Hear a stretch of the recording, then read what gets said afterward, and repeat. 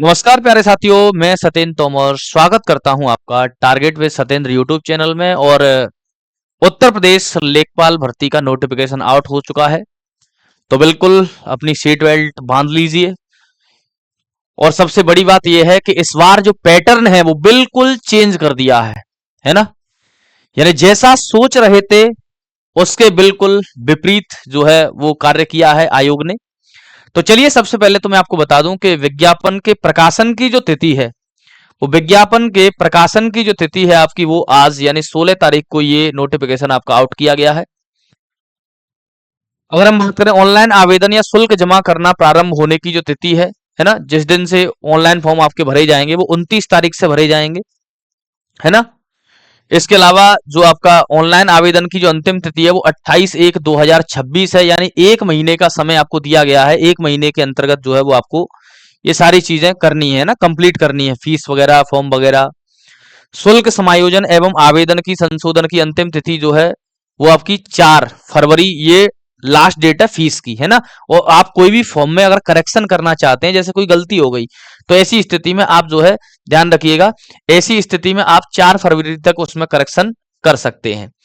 अब हम बात करते हैं आगे और क्या क्या चीजें जो है वो नोटिफिकेशन में दी गई हैं, उन पे हम बात करेंगे।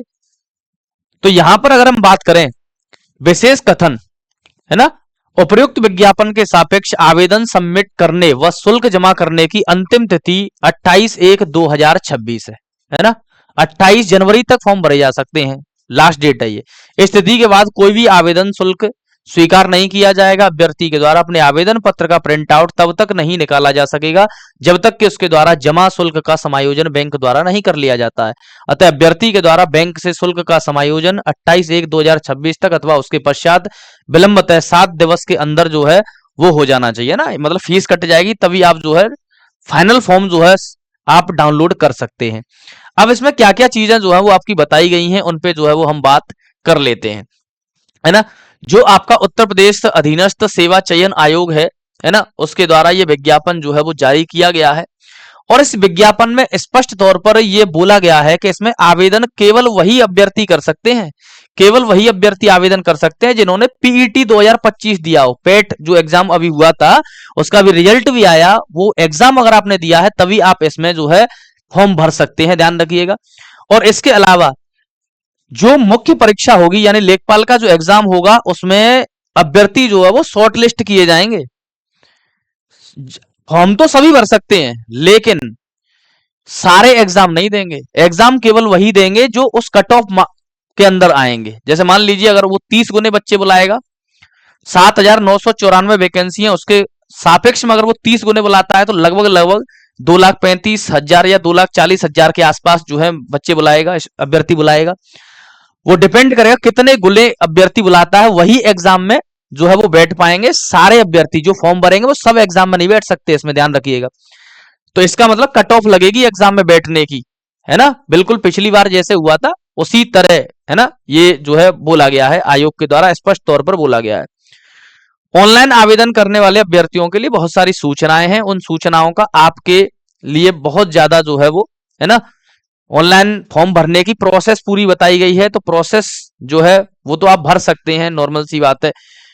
आयोग की वेबसाइट पे जाइए, वेबसाइट पर जाकर फॉर्म में जो भी चीजें मांगे, फोटो, साइन वगैरह, वो सारी चीजें अपलोड कर देनी है।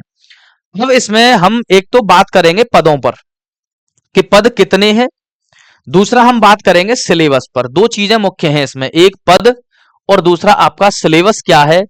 पैटर्न बिल्कुल चेंज हो चुका है प्यारे साथियों। आप सोच रहे थे मैथ, रीजनिंग, है ना, रीजनिंग तो खैर आती नहीं है, मैथ आता है, मान लीजिए ग्रामीण समाज एवं विकास आता है, आपका हिंदी आता है, तो वो सारा का सारा जो पैटर्न है वो एग्जाम का चेंज कर दिया है।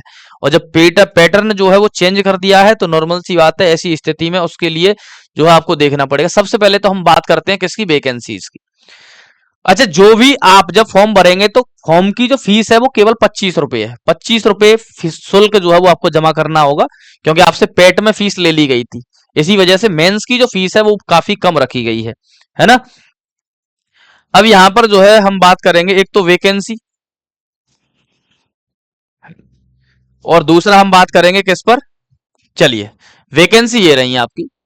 अगर हम यहां पर बात करें तो अनारक्षित वर्ग में 4165 वैकेंसी है, अनुसूचित जाति 1446, अनुसूचित जनजाति 150, अन्य पिछड़ा वर्ग 1441, है ना। और आर्थिक रूप से कमजोर जो बच्चे हैं ईडब्ल्यूएस वो 792। टोटल मिला के ये ध्यान रखना है आपको, ये आंकड़ा 7994 वैकेंसी है। कितनी है?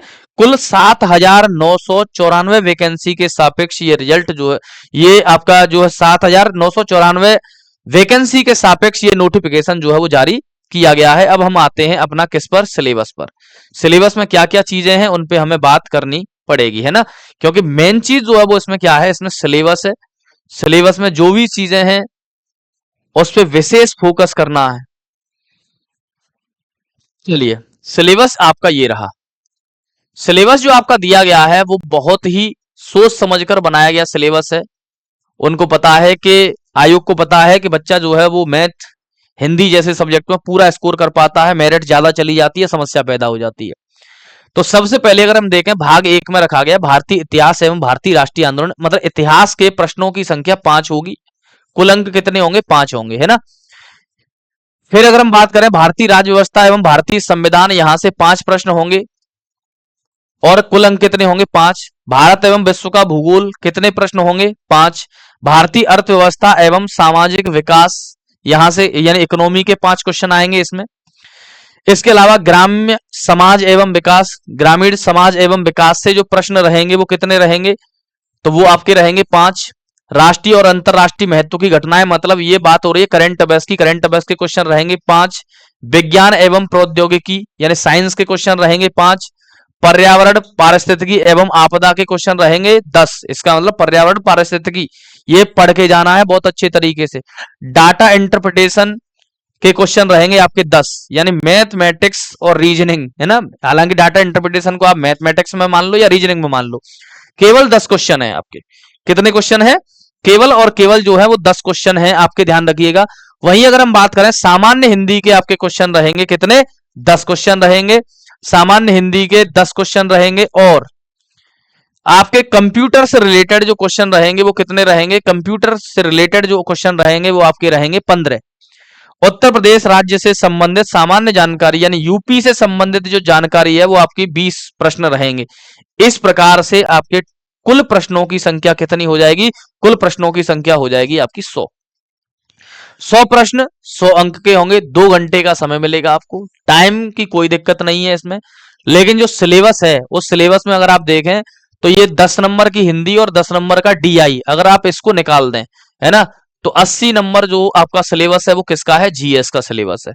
यानी 80 नंबर आपके जीएस के, बाद बाकी 10 नंबर हिंदी और 10 नंबर आपका डीआई, है ना। तो इसका मतलब यह है कि जीएस पर अगर बेस्ड एग्जाम होगा तो नॉर्मल सी बात है मेरिट भी थोड़ी सी कम जाएगी, है ना, क्योंकि मैथमेटिक्स जैसी सब्जेक्ट में स्कोर पूरा आता है, हिंदी जैसी सब्जेक्ट में स्कोर पूरा कर देते हैं, जीएस में ऐसा नहीं हो पाता है। तो यहां पर जो नोटिफिकेशन आया है उसमें मेन जो मुद्दा है वो क्या है? वो सिलेबस इनका जो चेंज हुआ है उस सिलेबस पे जो है वो ध्यान दीजिएगा। तो उम्मीद करता हूं कि जानकारी आपको अच्छी लगी होगी, बेहतर लगी होगी, है ना। और फॉर्म जो है वो पहले ही भर दीजिएगा, लास्ट डेट का कोई भी इंतजार नहीं करे, क्योंकि लास्ट में वेबसाइट बिजी हो जाती है, समस्या जो है पैदा हो जाती है ना। तो बिल्कुल फॉर्म भरिए और उम्मीद करता हूं कि आप अपनी एक एक सीट जो है वो लेखपाल में बिल्कुल पक्की करेंगे। इसी के साथ ही मैं वीडियो को विराम देता हूं। Thank you very much.